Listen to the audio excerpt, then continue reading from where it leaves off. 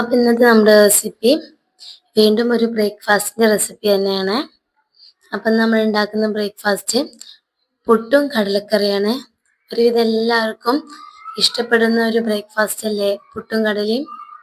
എൻ്റെ വീട്ടിലെല്ലാവർക്കും ഇഷ്ടമുള്ള ഒരു ബ്രേക്ക്ഫാസ്റ്റാണ് കേട്ടോ പുട്ടും കടലയും. അപ്പം അതിനായിട്ട് തലേ ദിവസം കുതിർത്ത് വെച്ചിട്ടുള്ള കടലയാണ്. അപ്പം കടല കഴുകി വൃത്തിയാക്കി എടുത്തിട്ടുണ്ട്. അതിലേക്ക് 2 പച്ചമുളകും ഒരു തക്കാളിയും ഒരു ഉള്ളിയാണ് നമ്മൾ എടുക്കുന്നത്. ഇതെല്ലാം ചെറിയ കഷ്ണങ്ങളാക്കി അരിഞ്ഞെടുക്കണം. അതാ എല്ലാം ചെറിയ കഷ്ണങ്ങളാക്കി അരിഞ്ഞെടുക്കുന്നുണ്ട്. ഇനി നമുക്ക് ഇതിലേക്ക് ആവശ്യമുള്ള പൊടികൾ ഇട്ട് കൊടുക്കാം. ഇതിലേക്ക് ഒരു 1/4 ടീസ്പൂൺ മഞ്ഞൾപ്പൊടിയും ഒരു 3 ടീസ്പൂൺ മല്ലിപ്പൊടിയും 1 ടീസ്പൂൺ മുളക് പൊടിയും ആവശ്യത്തിന് ഉപ്പാണ് ഇട്ട് കൊടുക്കുന്നത്. ഇതെല്ലാം ചേർത്തിട്ട് ഇത് കുക്കറിൽ ആവശ്യത്തിന് വെള്ളം കൂടി ഒഴിച്ചിട്ട് വേവിക്കാനായിട്ട് വെക്കണം. അപ്പോഴേക്കും നമുക്ക് പുട്ടിനുള്ള പൊടി കുഴച്ച് വെക്കാം. ഇവിടെ അജ്മിയുടെ പുട്ടുപൊടിയാണ് എടുത്തിട്ടുള്ളത്. അപ്പോൾ അതിലേക്ക് ആവശ്യത്തിന് ഉപ്പും വെള്ളവും ചേർത്ത് കൊടുത്തിട്ട് നന്നായിട്ട് മിക്സ് ചെയ്തെടുക്കുന്നുണ്ട്. ഇപ്പം നമ്മൾ കണ്ടാൽ തോന്നും നമുക്ക് ഇതിൽ വെള്ളം കൂടുതലാണെന്ന്. അതൊരു 10 മിനിറ്റ് റെസ്റ്റ് ചെയ്ത് വെച്ച് കഴിഞ്ഞാൽ അതിലത്തെ വെള്ളമൊക്കെ ആ പൊടി വലിച്ചെടുത്ത് പൊടി നന്നായിട്ട് വിട്ട് വരും. അപ്പോൾ നന്നായിട്ട് വിട്ട് വന്നിട്ടുണ്ട്.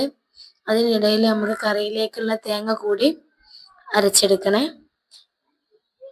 2 കൈപ്പിടി തേങ്ങ അല്പം വെള്ളം ഒഴിച്ചിട്ട് നല്ല പേസ്റ്റാക്കി അരച്ചെടുത്തതാണ് ഇട്ടത്. ഇത് നമ്മൾ വെന്ത് വന്നിട്ടുള്ള കടലയിലേക്ക് നമ്മുടെ തേങ്ങ കൂടി ഒഴിച്ച് കൊടുത്തിട്ട് ഒന്ന് തിളച്ച് വരുമ്പോൾ നമുക്കിത് ഓഫാക്കി എടുക്കാം. ഇനി നമുക്ക് പുട്ട് ചുട്ട് തുടങ്ങാം.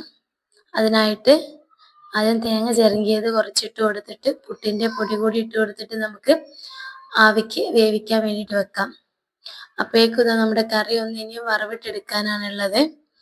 അപ്പം ഒരു പാനിലേക്ക് വെളിച്ചെണ്ണ ഒഴിച്ച് കൊടുത്തിട്ട് അതിലേക്ക് കടുകും വറ്റൽമുളകും ഇട്ട് കൊടുത്തിട്ടുണ്ട്. ഇനി അതിലേക്ക് കുറച്ച് കറിവേപ്പില കൂടി ഇട്ട് കൊടുത്തു കഴിഞ്ഞാൽ നമ്മുടെ കറി ഇവിടെ റെഡിയാണ്. അപ്പം അതിൻ്റെ കൂടെ ഒരു നുള്ളു മഞ്ഞൾപ്പൊടി കൂടി ഇട്ട് കൊടുത്തിട്ടുണ്ട്. കറിക്ക് നല്ലൊരു കളർ കിട്ടാൻ വേണ്ടിയിട്ടാണ് കേട്ടോ അങ്ങനെ ഇട്ട് കൊടുത്തത്. ഇനി നമ്മൾ അരിപ്പൊട്ട് മാത്രമല്ല അതിൻ്റെ കൂടെ കുറച്ച് രാഗിപ്പൊട്ട് കൂടി ഉണ്ടാക്കുന്നുണ്ട്.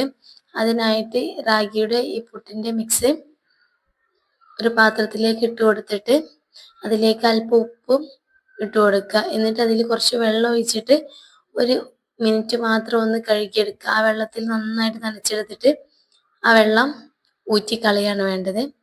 ഇനി നമുക്ക് റാഗിപ്പുട്ട് കൂടി ഉണ്ടാക്കിയെടുക്കാം. നല്ലൊരു ഹെൽത്തി ബ്രേക്ക്ഫാസ്റ്റ് ആണ് കേട്ടോ ഈ റാഗിപ്പുട്ട്. അപ്പോൾ ഇതാ നമ്മുടെ പുട്ട് ഇവിടെ റെഡി ആയിട്ടുണ്ട്. അപ്പം നമ്മുടെ ഇന്നത്തെ സ്പെഷ്യൽ ആയിട്ടുള്ള റാഗിപ്പുട്ടും നമ്മുടെ സാധാ അരിപ്പുട്ടും ഇവിടെ റെഡിയാണ്. അപ്പം നല്ല അടിപൊളി ബ്രേക്ക്ഫാസ്റ്റ് ആണ് ഇട്ടത്. അപ്പം എല്ലാവരും നമ്മുടെ വീഡിയോ കണ്ടിട്ട് സബ്സ്ക്രൈബ് ചെയ്തിട്ട് സപ്പോർട്ട് ചെയ്യണേ.